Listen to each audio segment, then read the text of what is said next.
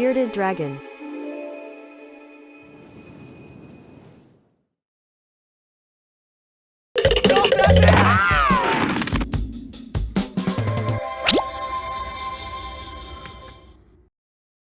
After the niggas murdered Gaddafi in cold and blood like he was an enemy of the state. And if I'm next, just lay that step with something I ain't fearing. Everybody was devastated. Devastated, to say the least. Yeah, what if somebody coming to kill?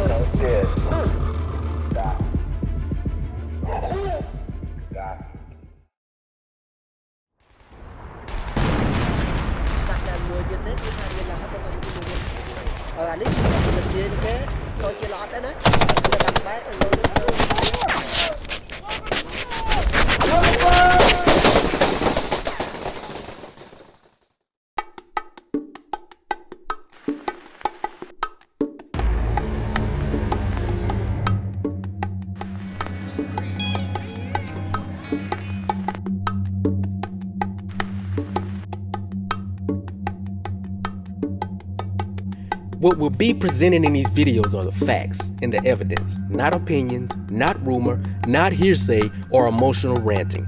Only the facts.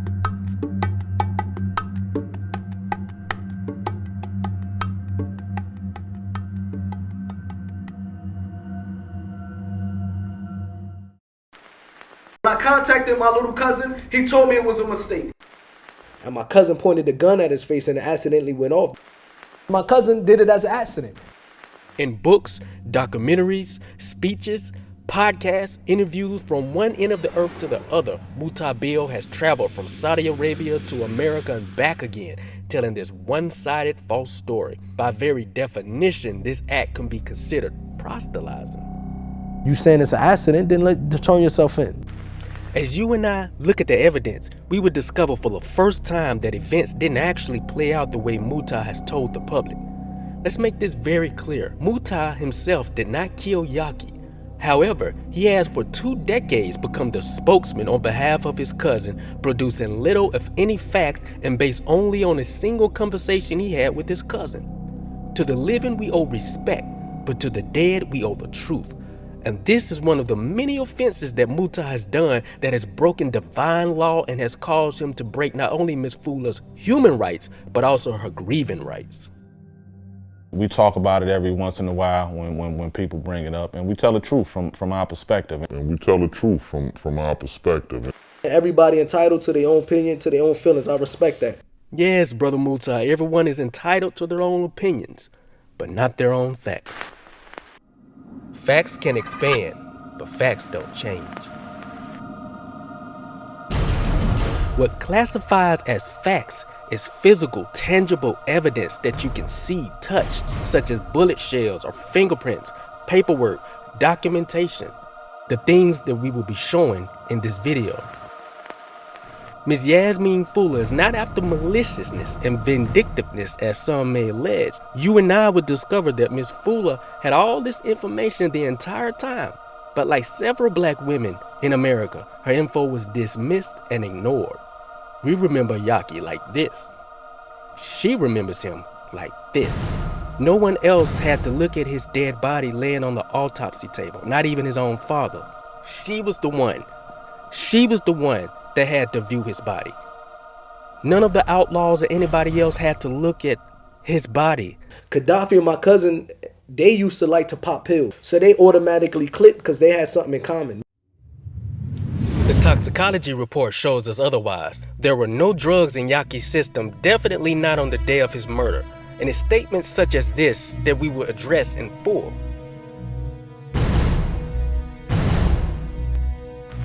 So it wasn't like my cousin took a gun to go to Gaddafi's house and to kill him. By facts and evidence, it will be proven in these videos without a reasonable doubt that Roddy, Napoleon's cousin, met with Yaki to do exactly that, murder him. It was a thought-out murder. And what you have heard for the last 20 plus years was by definition a cover story.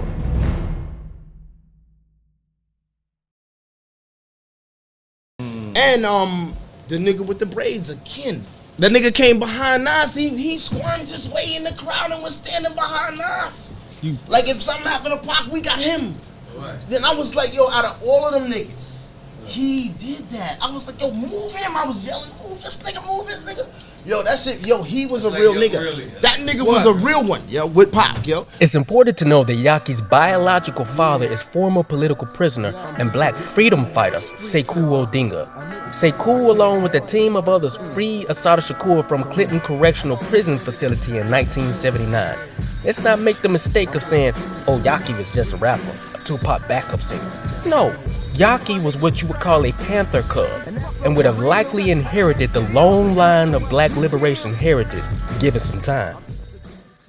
Since a shorty, I've been living like Defiant. Nickel plated chrome, got this baby Capone looking like a giant. Although they were best friends since birth, Tupac and Yaki were actually not blood related. Neither were they biological cousins. Their parents bonded through being soldiers in the black liberation, and out of that connection, Yaki and Pac became inseparably close. But they were not related. In fact, when Yaki's mother was locked up in jail in 1981, a 10-year-old Tupac would enthusiastically give her an update on Yaki to reassure her that he was okay while she was locked away. Yasmin Fula, Yaki's mother, has known Muta ever since he was roughly 10 years of age. People in the community and other activists told her about him after the Newark and East Orange community united to save his life and the life of his brothers when their parents were murdered in the early 1980s. Her son Yaki and Muta grew up together, fishing together, playing as children to the point of eating at her dinner table. His mother would come get me and take me to his neighborhood. Yasmin Fuller, she used to make this good spaghetti. Sweet woman, you know what I mean? Real good woman. Yaki's mother went out of her way to introduce her 16-year-old Muta to Tupac in the early 90s when Pac was a well-known Hollywood star in Juice and John Singleton's Poetic Justice.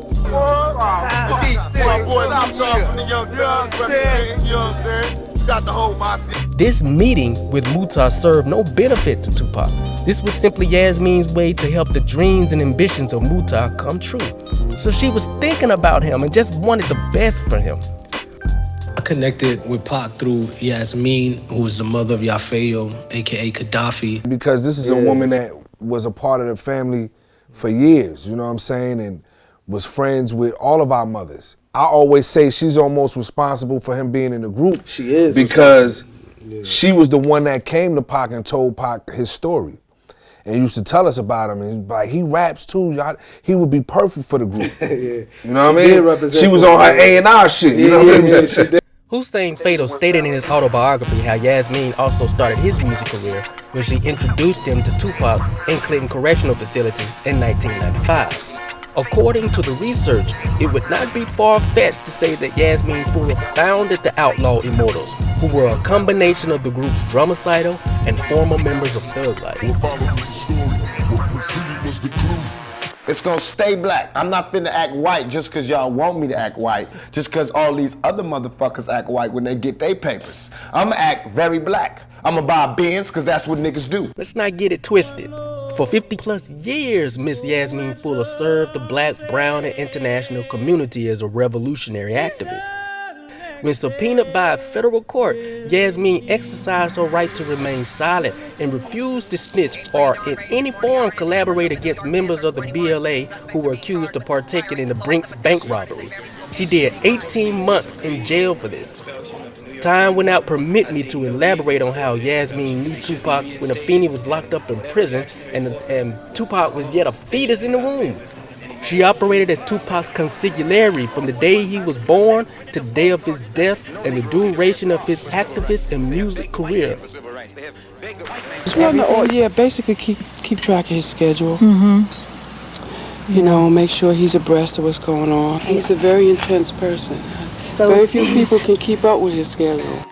This is brought up so that the public knows that Yasmin Fula knew Tupac and every single member of the Outlaws, with the exception of Noble, from the time they were fetuses and adolescent children to the time they were full-grown men with children. We are talking about somebody who knows Napoleon very, very well. This is a witness to the character of Miss Fula as to dispel any thought that this woman is just emotionally reacting as if she was not a former paralegal for the Bronx Legal Services for years. A woman who wouldn't snitch on fellow black freedom fighters or gangsters and who raised children who were not even her own. While everyone else jumped online to gossip and fabricate stories about Tupac, she laid low and kept silent, putting integrity over fame and money. A person with this kind of character is showing you that this kind of character is not one that would lie on someone. She doesn't even like public attention. So after 50 years of freedom fighting for the community, she deserves to show her facts and information, and we deserve to hear it. Considering the bond of this relationship, tell me how you would feel. Not only did the killing of her son happen by the young children that she raised and gave financial and career opportunities to, but also it happened at the hands of the same black community that she fought for over 50 years for. And it happened only weeks after the murder of her beloved Tupac, who was like a son to her. Nevertheless, with heavy convincing on my part, Ms. Fuller chose to argue the facts, when it is also perfectly legitimate if she argued with rage and the utmost venom. They showed me character. You understand? Because no one flipped on me. It showed me a side that I never seen that side of the ghetto life. Because if it was my family, it'd probably been crazy. Because if it was my family, it'd probably been crazy. Even in my book, no one will ever hear me speaking bad about Yasmin. No one will find anything on the internet of me speaking bad about that lady because she always been good to me, good to me, good to me.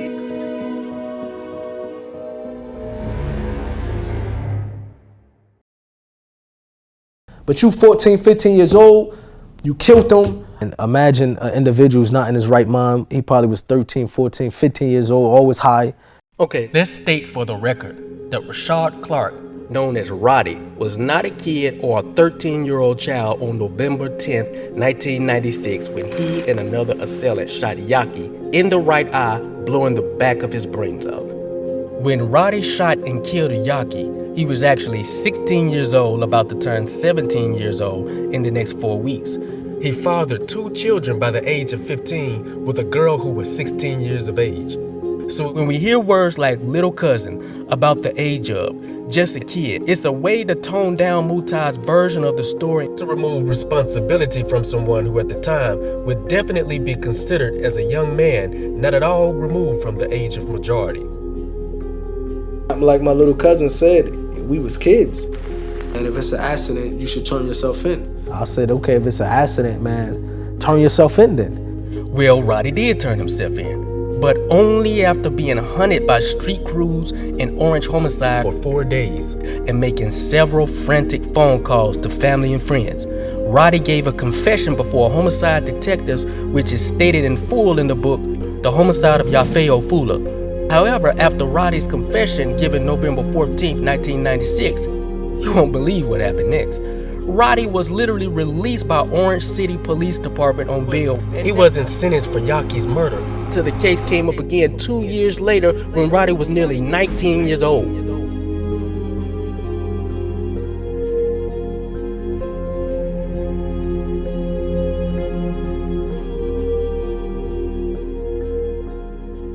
While out on bail, March 1998, Roddy racked up a list of criminal charges which included manufacturing controlled substances, basically drug dealing, and a second charge for drug dealing near a school property.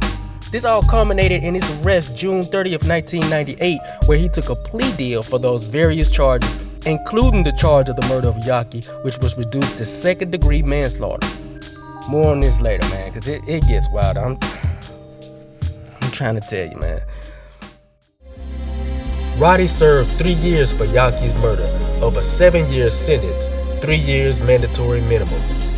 He was sentenced to an additional 5-year term with a 2-year, 6-month mandatory minimum unrelated to the conviction for Yaki. Roddy returned to the streets by 2005 to collect a slew of more criminal charges. The charges range from various speeding and traffic violations, fraud, to manufacturing and selling heroin and cocaine, and possession of drugs with the intent to use. Roddy later went on to sell large quantities of fentanyl, the same drug that took the life of rapper Mac Miller, actor Michael K. Williams, Lil Peep, Bobby Brown Jr., and more. Roddy's fentanyl and heroin was called King of Death in the last car. Several people fatally overdosed on his drug, specifically one man on November 14th and another woman on September 7th, 2016. How once it happened, his drug partner Dawson texts Roddy to laugh about how another one bites the dust. Roddy, by the very facts and evidence provided, is and has been a career criminal for the last 27 years. He's positive. You know, he's staying out of trouble, just raising his family, his kids. Came home, alhamdulillah, he accepted the religion of Islam. Where is Roddy now?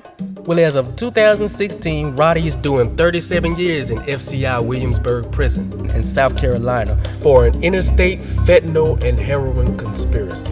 This conspiracy involved Kenneth Bone Stewart, Eskern Dawson Jr., and approximately 5 additional drug co-conspirators. Roddy to date has performed 3 killings on record, 1 from a gun and 2 from the sale of bad drugs. He won't be up for parole until the year 2033 when he's 54 or 55 years old. But me as an individual who know my cousin, I know my cousin, he's not going to just go kill someone for no reason. You understand? We would discover next by the facts whether the killing of Yaki was premeditated or accidental. Let's see what happened the day of the murder.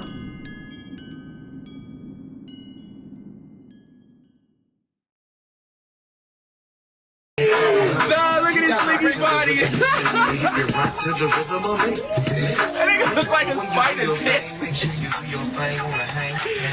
Well, that there is my people's right there, Castro. You know what I'm saying, man? Same.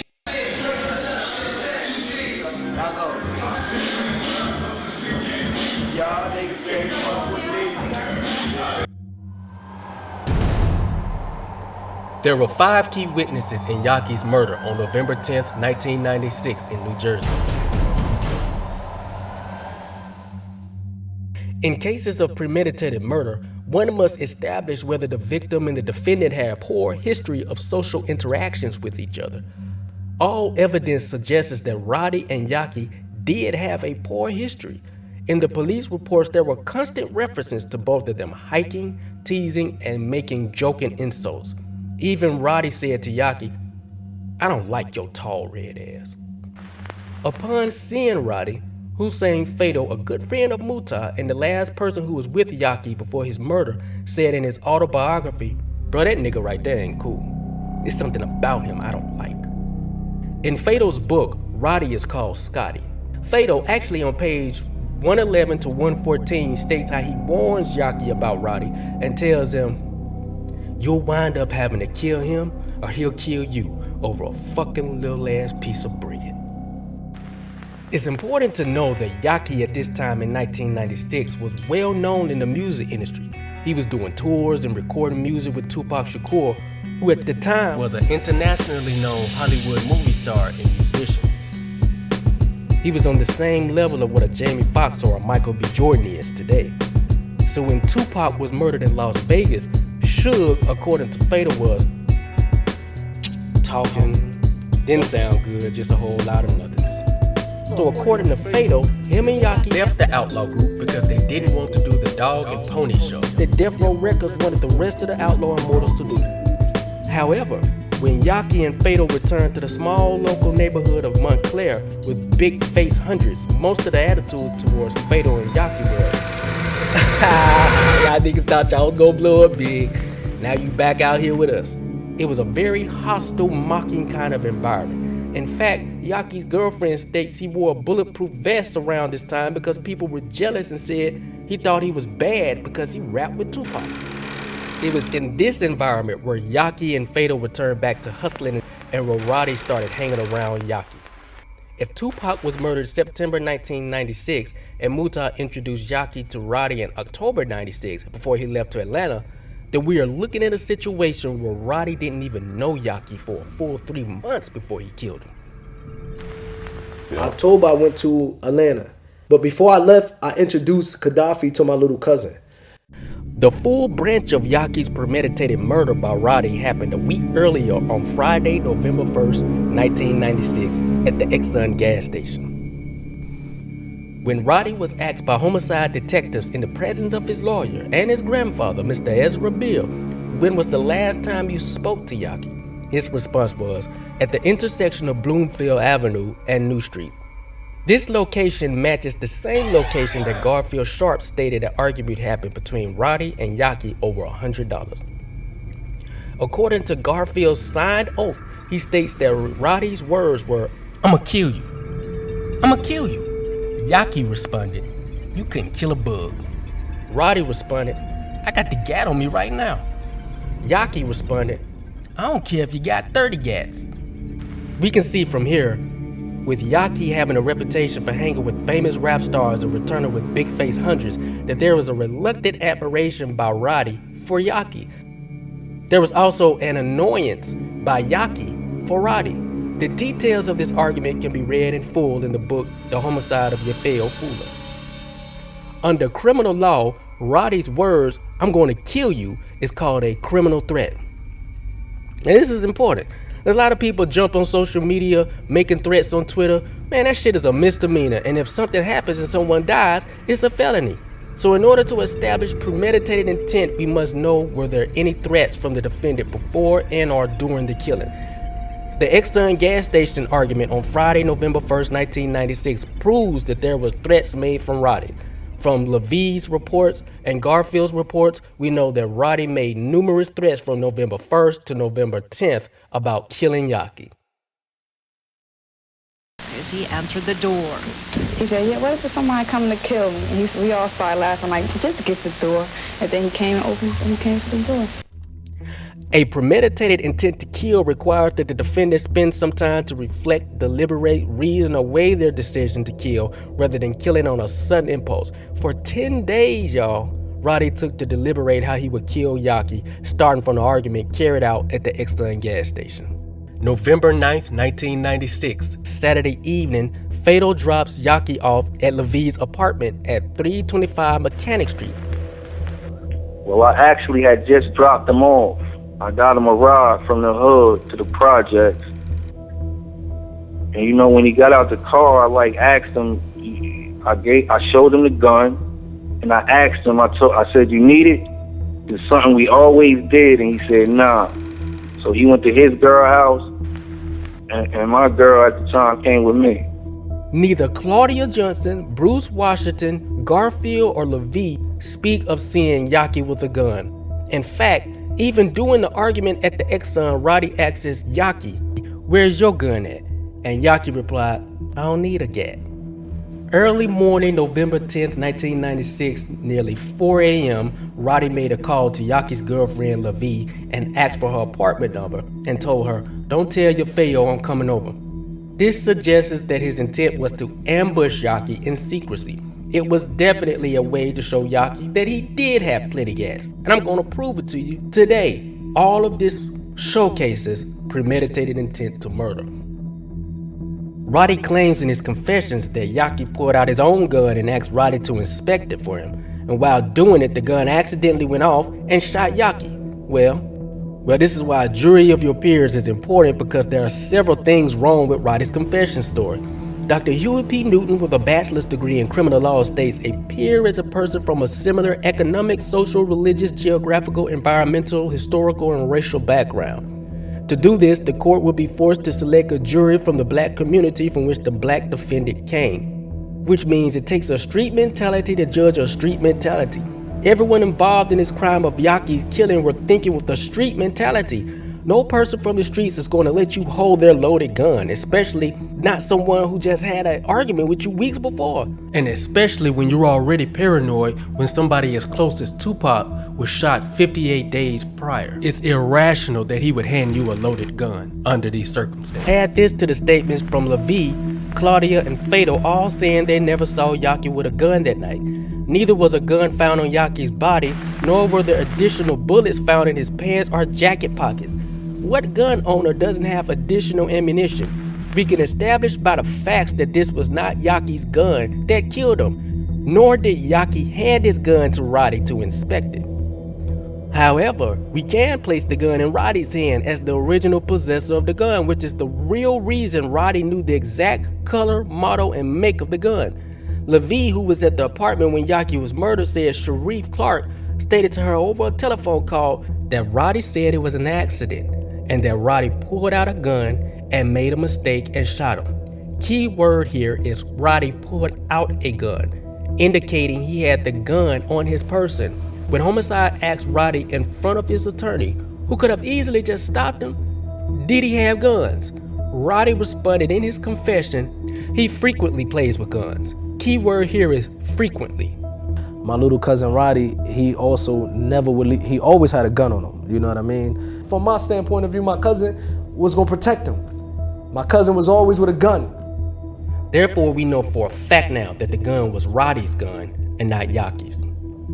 When Yaki exited LaVie's apartment, Nadir Kasim Wade, known as Cass or Kasim, who had actually been picked up by an Irvington cab while waiting for Roddy, then grabbed Yaki and put him in a headlock. Roddy then pointed out his black .38 caliber and pointed it at Yaki. Yaki stated, "You niggas can't faze me and get that gun out of my face." Words like "get that gun out of my face" suggests that Yaki didn't look at the incident as a joke. Who would? If Roddy and Kasim were truly playing around, this would have been Roddy's final seconds to move the gun from Yaki and say, "I was just playing, nigga, your ass was scared as hell." However, that didn't happen. Because Yaki didn't show an ounce of fear in the face of his murderers, Roddy felt embarrassed. He then shot Yaki, according to striplings found from the ballistics report, directly in the face at point-blank range. I don't see how an individual would shoot a gun while his friend is behind him holding him purposely. You understand? Well, there are different kinds of headlocks. Kasim put Yaki in possibly two kinds of headlocks given the entrance wounds of the bullet. A stranglehold with knee in the back of the upper calves causing him to bend downward, or a side headlock in which Yaki's head was brought downward and locked to the side. Side headlock is more plausible given the fact that Yaki stands 6'4", weighs 203 pounds, Kasim stands 5'9", and Roddy is shorter, standing 5'6". This would then give Roddy the opportunity to shoot Yaki in the face because Yaki's head was brought down. In any case, he knew to shoot Yaki in the head because it was pretty known that Yaki often wore his bulletproof vest. Even on the night of his murder, Yaki had his vest on. When the shot went off, Miss Claudia, LaVie's mother, heard it first. LaVie heard it, and a local resident, Robert Skipper, who was in his apartment, heard the shot and saw Roddy and Kasim flee. Their statements can be found in full in the book, The Homicide of Yafeo Fula. Let us also say for the record that the claim that Kasim and Roddy were just playing when they put Yaki in a headlock is utter foolishness. Okay, let's keep it a buck. If someone put you in a headlock and put a gun in your face, would you still be friends with them afterwards, like even after you survive? No, because nobody in the streets plays like that. Nobody. So we can dismiss Mutah's claim that Roddy and Nadir was just playing, especially after the Exxon argument. Man. Roddy then ran off, took the .38 caliber and threw it from what he claims in a sewer. Until this day, the murder weapon has not been recovered, nor did homicide detectives do an extensive search for the weapon.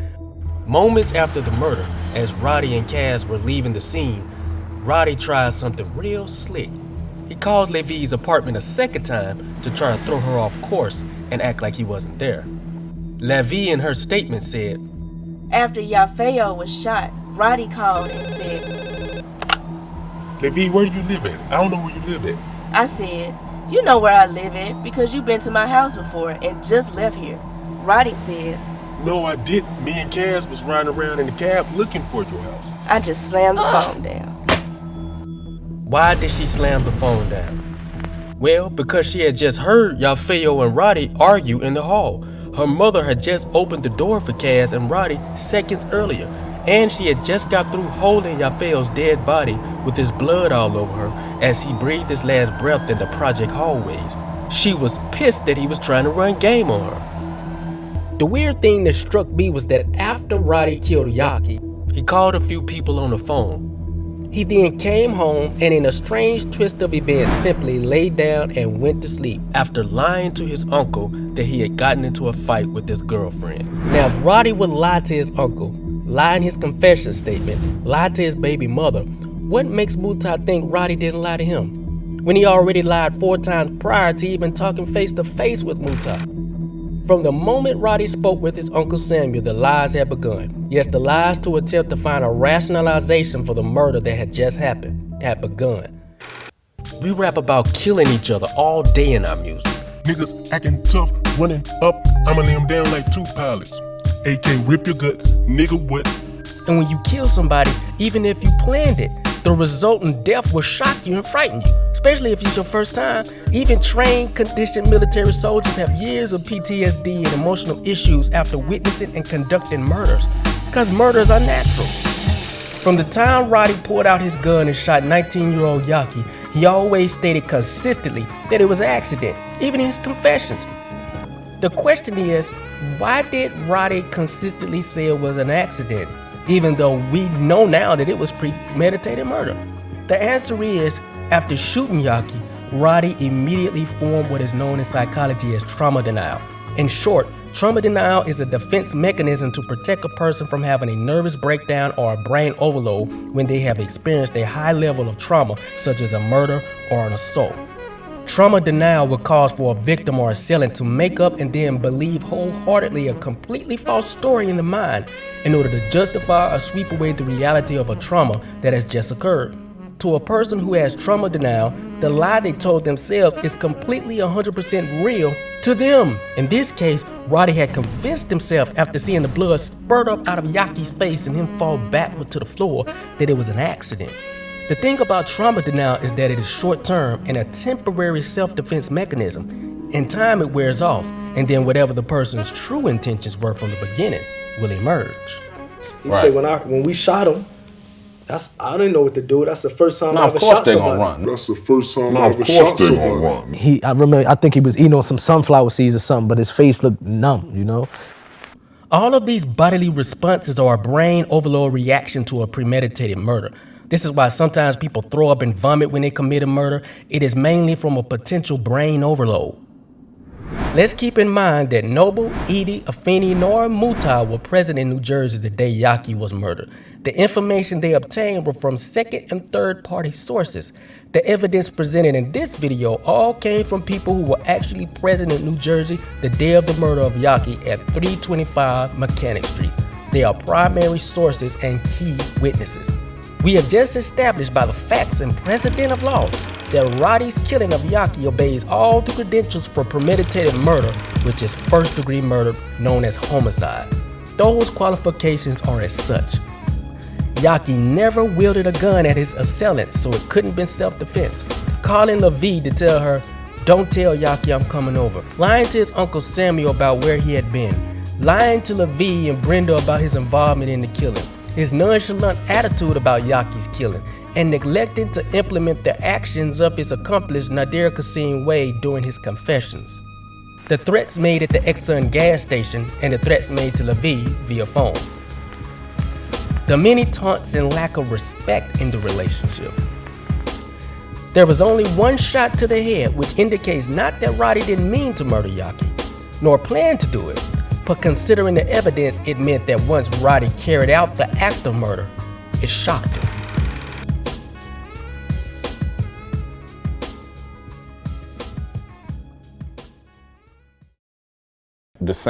Probably the same day, he wound up getting in touch with his cousin and immediately was telling him to turn himself in. Say, look here, man, this gonna sound crazy, but you gotta turn yourself in. You can't just be walking around, you killed Gaddafi. I think the best thing, man, go turn yourself in, handle your time like a man at least. When I first heard this statement from Muta, I thought it was very honorable, until the facts showed a different story. We are led to believe that Napoleon, by his own power, went to his cousin Roddy and forced him to turn himself in the very next day after the murder. This is not the case by the facts. It is an inflated, misleading story. After the murder of Yaki, Roddy called his grandfather Mr. Ezra Bill, his baby mother Shamira Turner, his cousin Muta, LaVie calls Yasmin in Los Angeles, and Afeni down in Georgia. Fata Hussein was also alerted Sunday morning. Therefore, between Sunday early morning around 11 a.m. to Monday, within 2 days, the entire Montclair neighborhood of New Jersey was buzzing about Roddy and Kasim murdering Yaki. Hussein Fatal mentions in his book that him and several of his street crew that we see in the Death Row East interviews headed out to find Roddy and issue street justice. Fatal states how his crew were knocking on Mutah's grandmother's door, making phone calls to Roddy's relative's house, making threats. Fatal confirms Mutah that indeed a war was brewing. A war was about to pop off from my block and the block of Gaddafi. A war was about to pop off. My brothers, my cousins got strapped. Both sides threatening each other. Both sides calling each other. But me, nigga, I was in the hood. And I was riding and I was trying to kill a nigga. Because niggas killed Gaddafi. I didn't want to kill nobody that knew. I wanted the one person that did it. Therefore, Roddy had people in Atlanta, people in New Jersey, and people in LA wanted to kill him. Possibly New York. He also had orange homicide detectives chasing him. So for 4 days, it was a manhunt for his capture, arrest, or death by any one of these parties. So it wasn't a matter of someone making Roddy turn himself in. It was a matter of so much pressure being put on a paranoid 16-year-old teen that he turned himself in from the pressure. Boy, I tell you, it's an inflated, misleading story. And Gaddafi's mother, she called one day, was like, don't go to the funeral, I think it's going to be problems. That even before I met with my cousin, my grandfather met in a hotel with Gaddafi moms. I don't know if Faye was there, but with Gaddafi family was set and all of them was there. My grandfather was like, what do you want us to do with him? You understand? My grandfather said the same thing to setting them. They said, well, we want him, Gaddafi mother said, well, we want him to turn himself in. This was very interesting to me when Mutah said this. As I was researching, I decided to call Miss Fuller and ask her about this myself. Hey, Miss Fuller, can you tell me about this meeting between you and Moo's grandfather, Ezra Bill? I was not present in any meeting with Mutah's grandfather. It did not happen. If there was a meeting, it was with Afeni and members of Tupac's family. Afeni was acting as point person, making all the funeral arrangements. At no time did I or any member of, quote, Gaddafi's family, unquote, meet with Mutah or his grandmother or his grandfather. I was too distraught and too devastated. The anger and the rage in my heart and in my spirit and my soul towards that family would have never allowed me to be in a room with them to tell him to turn himself in. That just don't make sense. If my grandson had murdered somebody or had killed somebody and was on the run, I wouldn't need the family members of the family to tell me what I should do. If it was an accident, I remember telling Afeni I did not want to see Mutah or any member of his family at the funeral. They were not welcome. This was not out of any security concerns. It was because I did not want to be in the same room with any uncle, grandfather, or cousin from that family that murdered my son. I've wondered over the years thinking if I had allowed him to come to Yaki's funeral, would it have really made a difference had he seen Yaki laying in that casket with his brains blown out, disfigured, all of his friends screaming at the casket, falling out. I wonder if it'd still be so easy for him over all these years to continue to support his cousin without any investigation. Roddy was on the run, and the police were looking for him, and the streets were looking for him. And I do remember not caring who got him first. On November 14th, 1996, 4 days after Yaki's murder, Roddy turned himself in to Orange homicide detectives and gave a confession statement telling a concocted narrative created through trauma denial. Most people don't understand what a plea deal actually is in practice. I suggest you watch videos online to look at exactly how a plea deal works. But by taking a plea deal, which is actually unconstitutional, Roddy was never given a trial for Yaki's homicide. This is why none of this information reported in these videos ever came to court. Napoleon made the claim on an online post that my cousin got arrested, tried in court by a jury, witnesses testified against him. Again, this statement from Mutai by the facts can now be shown to be totally untrue. It is either a statement of ignorance or a lie. When a person has a plea deal, there is no trial by jury. There is only a sentencing before a judge.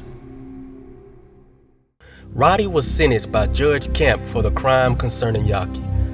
As stated earlier, when Roddy turned himself in November 14, 1996 to give his confession statement, he didn't make bail until March 1998. Once released on bail, from that time to September 1998, Roddy committed crime after crime, felony after felony. This is when he's out on bail, awaiting to go back to trial for Yaki's murder.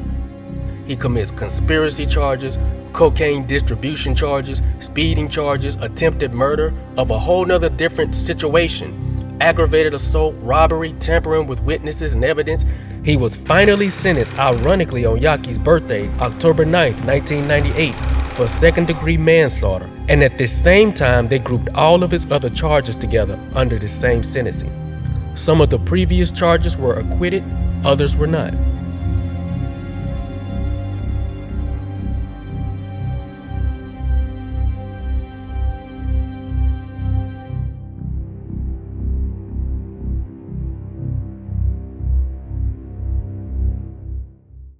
He did about 7-8 years in prison. He turned himself in and he did about 10 to 12 years in prison for that. Did 7 to 8 years in prison, 8, 9, 10 years in prison or something like that, came home.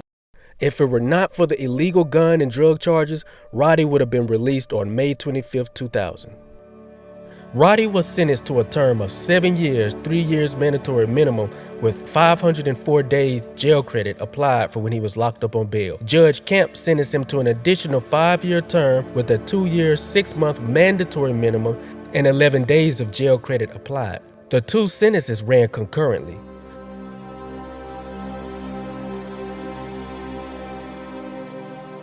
Roddy's full time that he did was 6 years, 9 months, and 11 days. All my penitentiary OGs, please break this down to the public. Mutai states himself that he did not know the details or facts of the case and yet got on public forums and spoke about a case as if he knew. This by definition is called ignorance. And for 20 years, Mutai spoke ignorantly with misleading information. Ultimately, there was a trial, or was it just a plea bargain? I think it might have been a plea bargain, man. Unfortunately, I wasn't too familiar what was happening with the trial and stuff like that. You know, because it was hard for me. I never sat down with him really, besides that day, and talked to him about it. You know what I mean? And since he been home, and the times I've been around him, I never brung it up again. How can Mutai speak for 20 years as an authority on a case when he did not have all the facts, information, and documentation concerning the murder? Me saying that in front of my whole block, everybody got guns, everybody got weapons. They all drug dealers and murderers and street cats, and they looking at me like, turn yourself in. We don't do that over here. Statements such as this proves exactly the point of Ms. Fuller, who has loudly stated that the witnesses were afraid to testify and were threatened. Because of this fear of violence and the plea deal and no murder weapon, Yaki's murder was reduced to second-degree manslaughter. When it came time to come to court, all of a sudden, after the shooting, Samira Turner, his baby mother, starts getting lots of money. And then the money stops when she gave a statement to the prosecutor's office. To my surprise, Nadir, known as Kaz, was never convicted on any charges concerning Yaki's murder. He was initially indicted for murder, but the charges were dropped. From our research until this day, he walks the streets a free man. The entire headlock scenario never came into conversation until Roddy's June 30th, 1998 plea deal.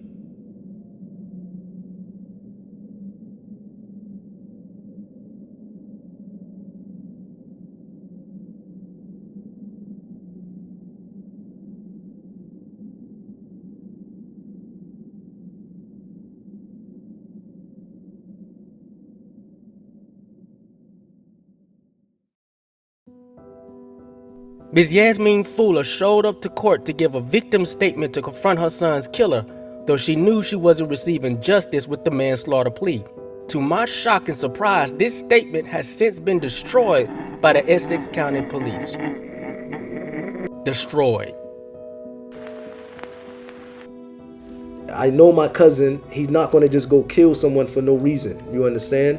And knowing my cousin, especially back then, where a lot of people in our neighborhoods, we know coming from the street, people love to brag because they give them macho credit. Right. To say, yeah, I did it, what? Well, according to inmates who served time with Roddy in Bordentown Juvenile Facility, Roddy did brag about Yaki's murder, loudly and boldly behind bars. It's moments like this where it's important to have a jury of your peers from your neighborhood to hear your case, because those who have been locked up before know all people do is talk and brag while on lockup. Your entire history is brought up behind bars is to find out where and how to place you amongst prison population. We spoke earlier about trauma denial and how it is temporary, and once it wears off, the true intent of the offender or victim will emerge. I was in Bordentown with that nigga in 98 when he was doing time for it. Same dorm and all that. All he did was joke about that shit, talking about he was the real outlaw and all this weird shit. I just knew it was no remorse in his eyes, so maybe it was karma. Yeah, he done. Should have changed his life when he got out the first time. If a person finds it hard to believe that Roddy said this, here's what we know for sure, is that Roddy boldly got the outlaw tattoo tatted on his left arm. Roddy went and got the same exact outlaw tattoo that Pac had on his arm. It was the tattoo that all the outlaws got tatted as a way to show bond and unity. It's painful to say how deeply insulting this act is, and yet Yasmeen has lived with the knowledge of this information, all while Muta made world tours for 2 decades to speak on the purity of his little cousin, who was a grown man by the time he served a reduced sentence for the murder of Yaki. And knowing my cousin, especially back then, where a lot of people in our neighborhoods, we know coming from the street, people love to brag because they give them macho credit. He could have came home after his 9 years and got stripes. Roddy nor anyone else can murder, lie, sell drugs that kill, get tattoos that's haram, and do all manner of evil known as al-kabira and claim he is a Muslim. To be a Muslim, coming from the word as-salama, is one who submits and obeys the will of the Most High and follows the commandments of the Most High. Being a Muslim is about constant submission to the laws of the Most High, which Roddy has proudly violated and destroyed families in the process. It's impossible to be a Muslim and a gangster or a Muslim and a drug dealer. The second you become one, you cancel out becoming the other.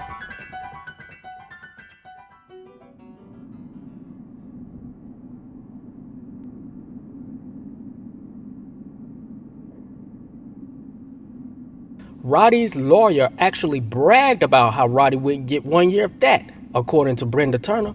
When you read Brenda Turner, Roddy's baby mother's statement, and look at all the facts surrounding this murder, what you would discover is that Muta's entire family was in a collusion to protect Roddy and create a cover story upon which Muta, using his fame and reputation as a Muslim rapper, became the spokesperson for the family. Roddy himself never spoke publicly, nor really any other member of Roddy's family. So a majority of the misinformation the public got about the murder of Yaki came from the mouth of Muta.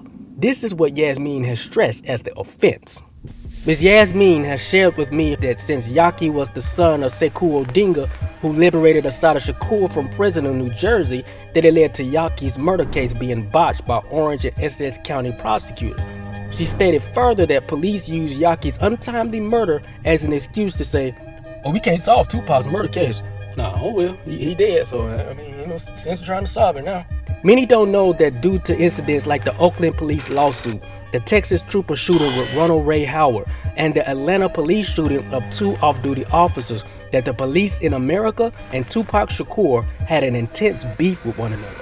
And my video's supposed to be niggas shooting the motherfucking police, cause the police be shooting motherfucking niggas. They cut it, wouldn't let me do it cause the police run this country. Guns were drawn at some point, and 2 people got injured. It could have been killed. It could have been a lot of other people killed. And making money off a record that says it's okay to kill cops. Take the gun he would use to shoot his brother in a second and kill the motherfucking cop that's killing you, your family, and everybody else on the block. Mr. Shakur and his entourage that I found out later pulled up and surrounded myself and my brother. While I was running away from the scene, Mr. Shakur shot me in the back. We done seen this motherfucker spit in the face of a police officer. And nothing happened to him. Yes! And in police killing cases, they almost always seek death. They will always go for it. The logic is this.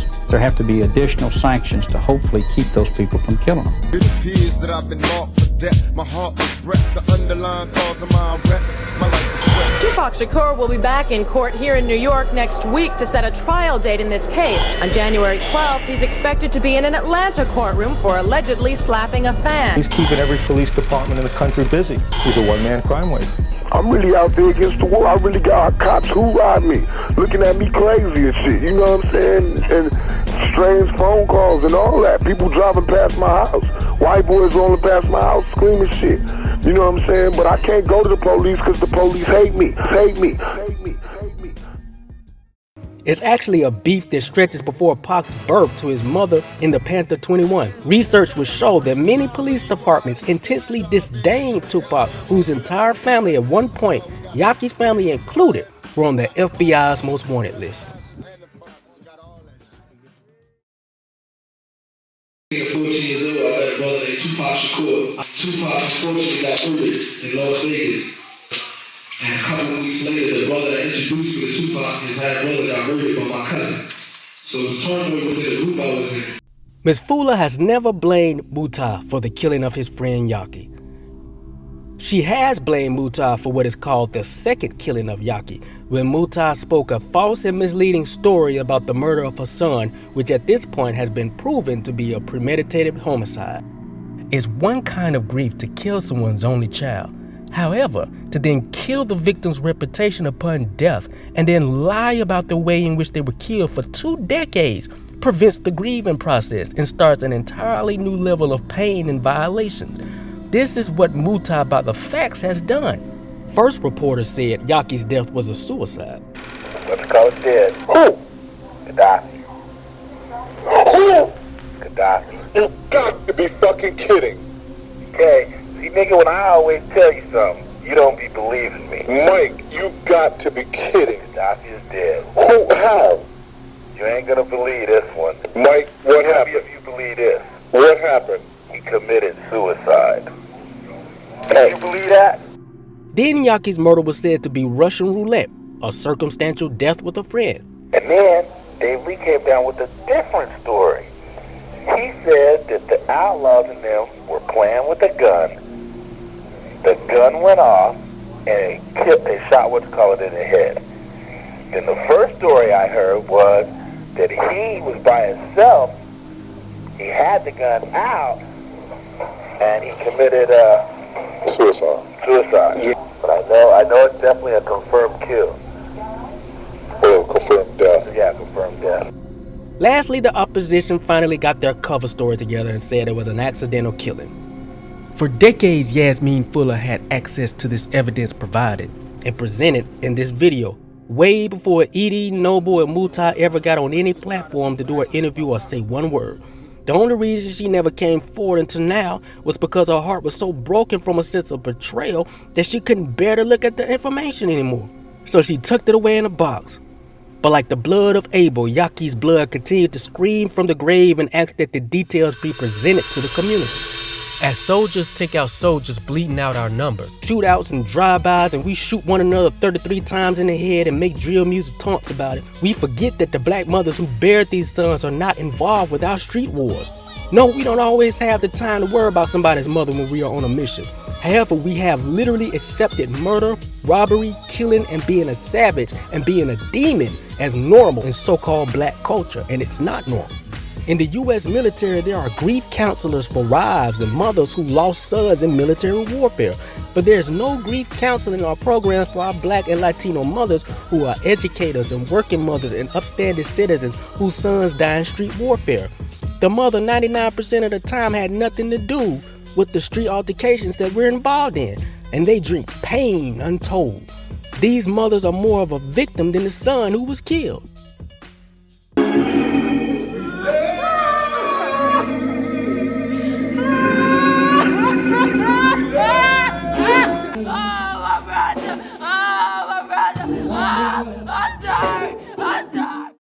As you and I can see from the evidence that Muta did not want to confront or accept the proof nor believe that his cousin could kill his friend, This, by definition, is called denial, and Muhtar accepted his cousin's fabricated story. This is from a lack of what's called moral courage. Not physical courage, but moral courage. When the fear of a reality is so strong that we would rather live in denial than courageously face up to the facts that may make you feel bad or may hurt your reputation. You know, because it was hard for me. I never sat down with him really, besides that day, and talked to him about it. I just really want to accept it as an accident. I want to accept it as an accident. You know, because I don't want to think, you know, something intentionally happened to Gaddafi, you know. A cover-up is an attempt, whether successful or not, to conceal evidence of wrongdoing, error, incompetence, or other embarrassing information. In a passive cover-up, information is simply not provided. In an active cover-up, deception is used.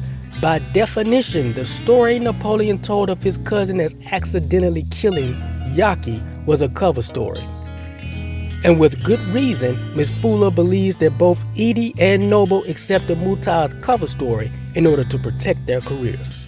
When we found out Gaddafi had got shot, it was just hard to believe the whole accident thing. It was just crazy. But me knowing my cousin, right? I don't know if you're trying to say he did it. No, I'm not trying to say that, man. I'm not trying to say he did it on purpose. I'm saying that at the end of the day, Castro, Hussein, Fatal, and Yaki all left the Outlaw Immortals group after Tupac's murder because they did not want to do the Dog and Pony show.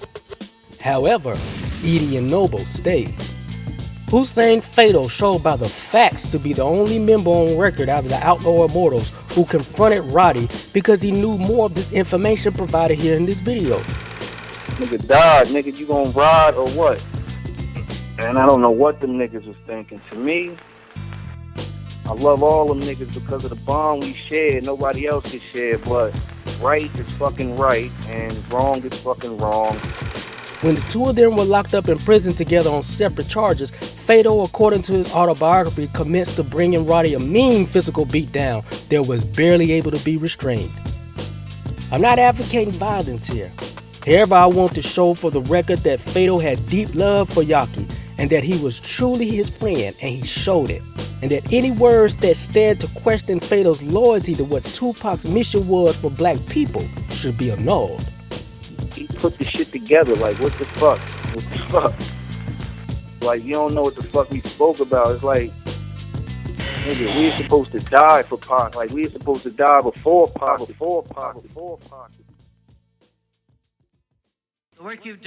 It would take Ms. Fula, who knew the Outlaws since they were children and teens, to show the information on how, on numerous occasions, Edie and Noble all demonstrated a lack of moral courage when it came to representing the legacy of Tupac Shakur, who had an organized mission to liberate the very people of God here in America. He left us something that we still didn't fulfill. We didn't complete the mission. Pac could have went and grabbed any 4, 5, 6 niggas, you know what I'm saying? And they would have been, people would have loved them just the same. This was a gift that was given to us. The nigga gave us the alley-oop pass. We couldn't lose. You know what I'm saying? Motherfuckers who probably wouldn't normally want to fuck with us on the strength of this man. You know what I'm saying? This is not an insult to these brothers, as much as it is a revelation to why Ms. Fula, tired of holding in all of this information and Mother Bear rage, launched like a panther and wrote the article Murder of Crows. As she states, crows descend upon a carcass or attack the weak or injured of their flock. Well, the murder cases of Tupac and Yaki have been used for 20 plus years in order to get speaking engagements, interviews, podcasts, performance gigs, etc. And y'all, these are the facts. There are 6 kinds of Tupac fans right about now, one of which who will say the most foul, disrespectful, derogatory remarks about Tupac for the purpose of getting likes, shares, comments, and monetizing subscribers. Indeed, there are many people who are still eating off of Yaki and Tupac's dead bodies until this day, some 30 plus years after their career started. Brother Muhtar stated in an IG post, "I have the right to believe my cousin's side." This is true. He does have the right to believe his cousin's side. He also has the right to remain in denial and live an untruth with his cousin and be incorrect in light of all the facts presented in this video and in the book. But in the second resurrection, he will have to answer for what he denied in life. Most of us will. What we deny and push aside only comes back again in another form. Many times we think because someone is religious and they smile and are nice and seem happy and peaceful that they cannot be challenged with the facts. Oh no, no man or woman is too holy not to be questioned with the facts. In reality, an upright man and an upright woman should invite the facts if they know what they stand in is what's true.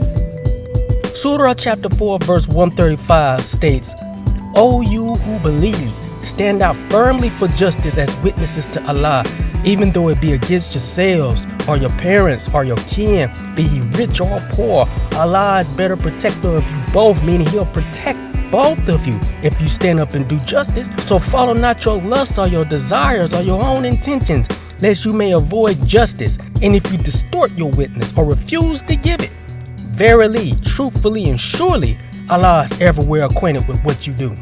While so-called black Americans push for reparations for the murder and crimes of the Western international power structure against the very people of Elohim, we want to press for the white man to face the facts, for others to face the facts without flinching. Look what you did to us. Face the facts. All right, real right in doing that. But when it comes for so-called black people to face the facts about what we do to one another every single day, we want to sweep it under the rug or seek to get applauded for mediocre intentions. We will watch our cousins and brothers and aunties and uncles murder, do harm to children, rob, kill, shoot a person 16 times at a bus stop. And because it's our cousin or brother, or because we making money with this person, we not gonna hold them accountable. Now that the facts and evidence are laid bare on the table for all to see, we understand that now is the time for character. Let us now sit back and see what Mutabil's character shall be. All involved in this crime at the time were wild and crazy teens, similar to the teens you see in the film Alpha Dog. I was a wild and crazy teen. However, what you couldn't properly correct as a youth, you have to correct when you are in your 40s, when you become a man, and when you become a full adult. Being a Muslim is more than just a one-time shahada. Repentance is not saying, I'm sorry. Repentance is teshuvah. It has layers, which includes undoing transgressions you did when you were in the world as a sinner and didn't know the Creator. In this case, telling a 20-year lie to protect the reputation of your cousin while desecrating the memory of someone's child who was murdered in cold blood and whose case was botched by homicide detectives. It sounds like everything you're saying, it didn't sound like it was a fight or an argument. It sounded like it was just an accident. Let's see. Shall Mutabil as Sunni Muslim Malcolm El Hajj Malik El Shabazz, how when he was faced with clear facts and evidence about his beliefs that ran contrary to new facts, he stood and accepted those facts and became a more powerful man. Returning from Mecca, he didn't accept the Arab Middle Eastern international politics that wanted to use him as a pawn. Or will Muta continue to deny the facts and allow ego to take over, which is not ethical? Will he show the alternative that pride and religion and reputation was always more important than morality and justice? Let's see. Bye-bye, TV world. Till the next time.